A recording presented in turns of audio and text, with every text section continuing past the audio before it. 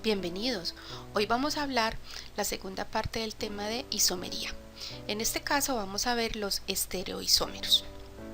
Primero, debemos recordar que la estereoisomería o la estereoquímica es el estudio de la estructura tridimensional de las moléculas y es imposible estudiar química orgánica sin conocer la estereoquímica. Recordemos además que los estereoisómeros pueden clasificarse como conformacionales o configuracionales.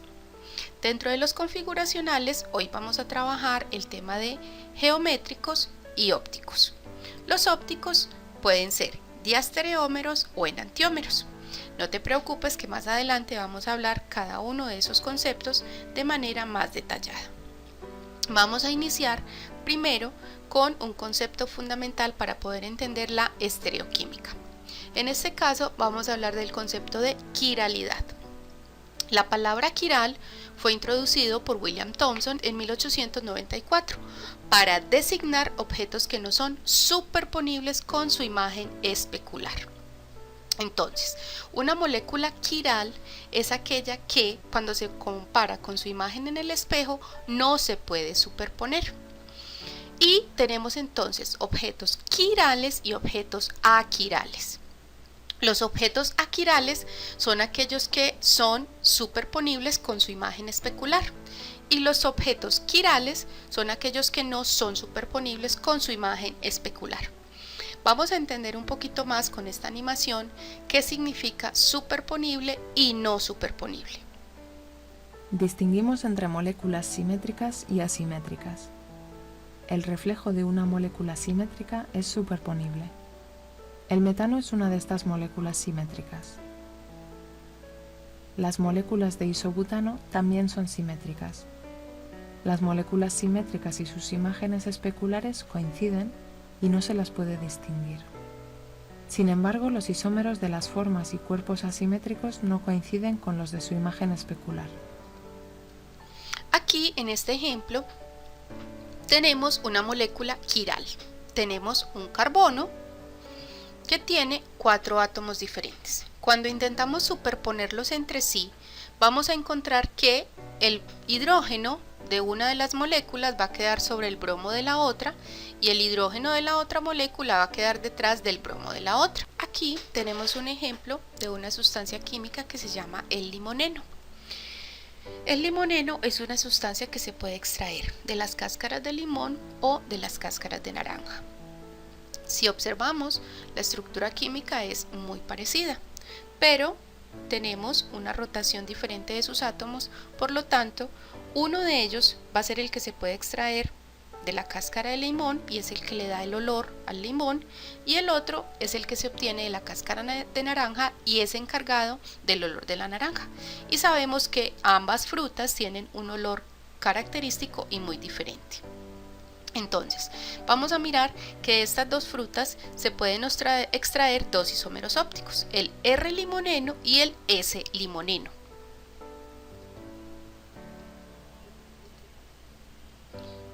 Vamos a mirar que nos están mostrando cuáles son las partes que varían de esa sustancia. Aquí tenemos que uno de los carbonos tiene la orientación de los hidrógenos hacia la derecha y el limoneno del frente, o sea el del limoneno, tiene su orientación de esos mismos hidrógenos hacia la izquierda. Y el carbono del frente tiene un hidrógeno hacia la derecha y el otro hidrógeno del otro carbono se encuentra hacia la izquierda. Esa es la única diferencia que tenemos entre el L-limoneno y el D-limoneno. Esto es lo que le confiere la característica fundamental del olor a limón o del olor a naranja. Bien, luego de haber visto la información de lo que significa quiralidad, vamos a entender entonces que es un enantiómero, son imágenes especulares no superponibles. Recordemos que ya habíamos hablado de qué significa especular, es decir, su imagen en el espejo. Y ser superponible o no es cuando yo coloco una estructura sobre la otra, todos los átomos deben quedar orientados hacia un mismo lugar. Entonces, cuando esos átomos iguales, no quedan orientados hacia el mismo lugar, estoy diciendo que es una imagen no superponible. Por lo tanto, sería una estructura quiral. Los enantiómeros son ópticamente activos. Uno de ellos desvía el plano de luz polarizada hacia la derecha, o sea que se dice que es positivo y se le llama dextrógiro, y el otro la desvía hacia la izquierda, o sea que es negativo y se llama levógiro. También para nomenclar los estereoisómeros tenemos la nomenclatura R y S. Recordemos que para un compuesto siempre habrá solamente dos enantiómeros. Por lo tanto, debemos utilizar algún método para diferenciarlo. En este caso, si la rotación de ese carbono quiral va hacia la derecha, entonces se dirá que es un isómero R. Y si la orientación de ese carbono va hacia la izquierda, entonces se dirá que es un isómero S. Estos dos conceptos los entenderemos más profundamente cuando estemos trabajando el tema de carbohidratos. Ahora vamos a hablar de los diastereómeros. Los diastereómeros no son imágenes especulares y no son superponibles. Es decir, que cuando tú colocas el compuesto o la molécula frente al espejo, no va a reflejarse realmente esa molécula, por lo tanto no es una imagen especular y obviamente no será superponible. Ahí tenemos un ejemplo de lo que es un diastereómero.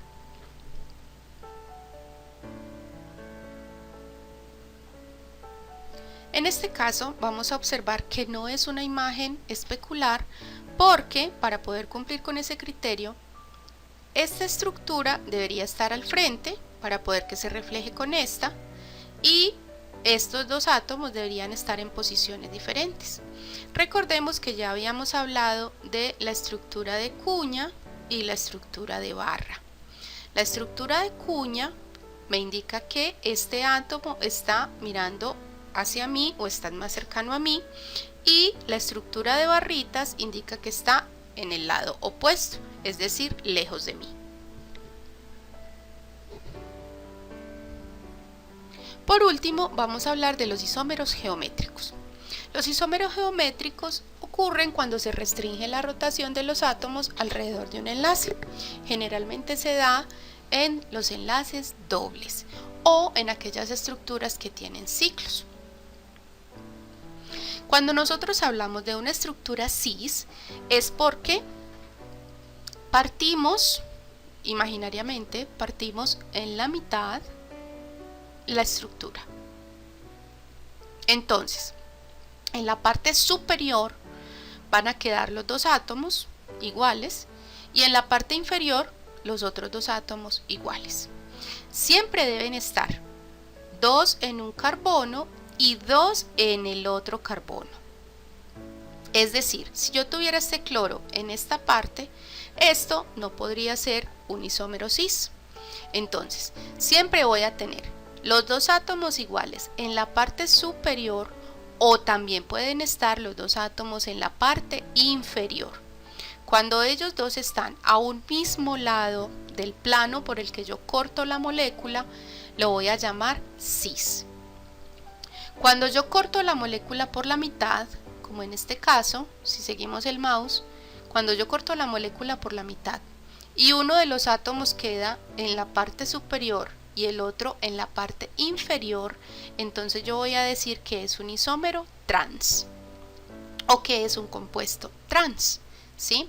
Ahora, debemos tener en cuenta que este cloro que está en la parte inferior también puede quedar en la superior, y este que está en la parte superior también puede quedar en la inferior.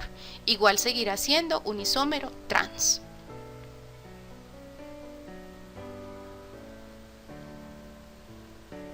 Aquí tenemos un ejemplo de cómo funcionan los isómeros cis en los ciclos y los isómeros trans. Este primer compuesto, el del lado izquierdo, sería el cis 1,2 dimetilciclopentano. Estas dos estructuras que están encerradas en color violeta están orientadas hacia el frente, o sea, hacia mí, hacia tu cara. Listo. Entonces a ese se le llamaría isómero cis, porque ambos están ubicados o están orientados hacia la misma dirección. Cuando yo voy a hablar de los isómeros trans en un ciclo, vamos a observar muy bien la dirección hacia la que se encuentran ubicadas las barras que contienen estos carbonos. Miremos que esta barra de acá, este enlace que me va a unir este metil, se encuentra hacia el frente. Y en el carbono siguiente, este otro metil se encuentra orientado hacia el otro lado o hacia atrás. Cuando uno de ellos está hacia el frente y el otro se encuentra hacia atrás, entonces voy a decir que es un isómero trans. Cuando los dos se encuentran orientados hacia adelante o hacia atrás, voy a decir que es un isómero cis. Vamos a mirar en este ejemplo qué significa cis y trans. Nuevamente, si miramos la imagen del lado izquierdo, vamos a encontrar un buteno, ¿sí? Vamos a recordar por qué se llama buteno. 1, 2, 3, 4 carbonos y tiene un enlace doble en el carbono número 2. Eso hace que la orientación estructural, la orientación espacial de este compuesto sea diferente. Entonces, si los dos carbonos que están pegados al carbono que tiene el doble enlace, esto es muy importante, debemos recordar que siempre nos debemos fijar en los dos carbonos que tienen el doble enlace. Entonces, estos dos carbonos que tienen, este es un metil, este es otro metil, en la parte de abajo tiene un hidrógeno y otro hidrógeno. Entonces vamos a observar que estos dos carbonos quedaron hacia arriba y estos dos hidrógenos quedaron hacia abajo. Por lo tanto, va a ser un isómero cis. Es lo mismo, si yo giro la molécula, me van a quedar los dos carbonos hacia abajo y los dos hidrógenos hacia arriba. Va a seguir siendo un isómero cis. Por mucho que yo lo rote, esos dos carbonos van a mantener su posición y estos dos hidrógenos van a mantener su posición. Ahora, para no mezclarlo, yo no voy a nombrar este por separado y este por separado. Va a seguir siendo la misma estructura. 1, 2, 3, 4. Por eso recibe el nombre de cis 2-buteno. Ahora vamos a mirar el del lado derecho. Tenemos nuevamente un buteno. 1, 2, 3 y 4. Los dos carbonos que tienen el enlace doble tienen a su vez pegados un metil y un hidrógeno, cada uno de ellos. Entonces, cuando yo intento partir por la mitad de esta estructura, voy a encontrar que en la parte superior me va a quedar un metil en el carbono de la derecha, en la parte de arriba, y un hidrógeno en el carbono en la parte de abajo. Cuando yo me voy para el carbono de la izquierda, encuentro que tengo un hidrógeno en la parte superior y un metil en la parte inferior. Muy diferente a como tenía el compuesto anterior, el del lado izquierdo. Entonces, cuando los dos sustituyentes me quedan en lados opuestos de la molécula, como en este caso, que tengo un metil en la parte superior y un metil en la parte inferior, voy a decir que este es un isómero trans.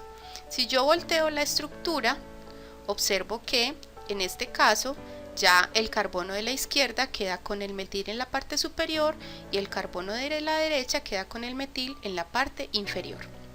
Este compuesto seguirá siendo un isómero trans, a diferencia del lado izquierdo, que recordemos que tiene los dos radicales en la parte superior o los dos radicales en la parte inferior.